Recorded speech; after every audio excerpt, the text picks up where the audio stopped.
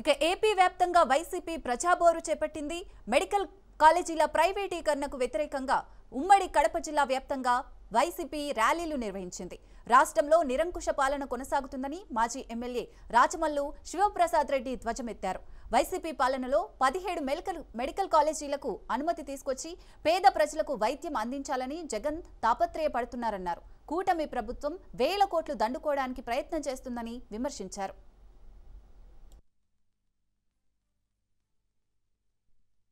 ఎంత నియంత్రితమైనంటే ఈ రాష్ట్రంలో ఒక్కసారి గమనించండి ప్రజలారా, స్వేచ్ఛ ఉంది అసలు ఈ రాష్ట్రంలో? నేను స్పష్టంగా చెప్తాను ఈ సందర్భంగా, ఈ రాష్ట్రంలో స్వేచ్ఛ అనేది నామమాత్రం లేదు. సంపద ఉందా? సంపద లేదు. అభివృద్ధి ఉందా? అభివృద్ధి లేదు. వ్యవసాయం ఉందా? వ్యవసాయం లేదు. పరిశ్రమలు ఉన్నాయా? పరిశ్రమలు లేవు. విద్య ఉందా? అటకెక్కింది. ఆరోగ్యం ఉందా? హాస్పిటల్ దగ్గర బోర్డు పెట్టారు ఆరోగ్యశ్రీ వర్తించదని చెప్పి. విద్య లేక, ఆరోగ్యం లేక, వ్యవసాయం లేక, పరిశ్రమలు లేక, స్వేచ్ఛ లేక, సంపద లేక, అభివృద్ధి లేక ఈ రాష్ట్రంలో ఏంది ఉండేది? ఈ రాష్ట్రంలో ఉండేది ఏముంది అంటే గన 100కు 100% ఈ రాష్ట్రంలో ఉండేది అప్పులున్నాయి. 2,25,00,000 రూపాయలు అప్పులు చేసినాడు ఈ 16 నెలలకు. ఒక్కొక్క తలకాయ మీద లక్షల రూపాయలు అప్పు పెట్టినాడు. ఈ రాష్ట్రానికి ఉండేది ఏంటంటే అప్పులు. ఈ రాష్ట్రానికి మరొకటి ఉండేది ఏంటంటే అధికార జులుం. ఎవరు గట్టిగా మాట్లాడితే, ప్రజల యొక్క స్వేచ్ఛ కోసం, ప్రజల హక్కుల కోసం ఎవరు గట్టిగా మాట్లాడితే వారిపైన కేసులు పెట్టడం, జైలుకు పంపడం. బ్రిటిష్ గవర్నమెంట్ లో ఇంత దుర్మార్గం లేదు. గాంధీ మహాత్ముడు ఆ రోజు స్వాతంత్రం కోసం ఉద్యమాలు చేసినప్పుడు కూడా ఇంతటి నియంతృత్వపు పోకడ లేదు. ఇంతటి అన్యాయమైన పోలీసు వ్యవస్థ లేదు. పోలీసుల మీద తీవ్రమైనటువంటి ఒత్తిడి తీసుకొచ్చి వైఎస్ఆర్ కాంగ్రెస్ పార్టీ శ్రేణుల మీద, ప్రజాస్వామ్యవాదుల మీద కేసులు పెట్టేది, జైలుకు పంపించేది.